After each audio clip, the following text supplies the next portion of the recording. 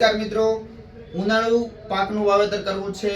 તો કોઈ પણ ઉનાળુ પાકની અંદર દાખલા તરીકે બાજરી હોય, મગફળી હોય, તરબૂચ ટેટી કે કાળેંગા હોય તો તમારી જોડે જો છાણિયું ખાતર હોય ન હોય અથવા તો ઓછું હોય, પરંતુ આ પાયાના ખાતર તરીકે પૃથ્વી અમૃત ખાતર અને માઇકો અમૃત એટલે કે માઇકો રાજા બેક્ટેરિયા આ પાયાના ખાતર તરીકે વાવેતર વખતે તમે એને વાવી શકો અથવા તો ઊંઘી શકો, જેને કારણે તમારા પાકનું ઉત્પાદન વધશે, પાક લીલોછમ રહેશે. ઉત્પાદનમાં વધારો કરવા માટે પાકની અંદર કોઈ સુકારો કે પાકની અંદર કોઈ રોગ નહીં આવે અને જમીનની સુધારાની અંદર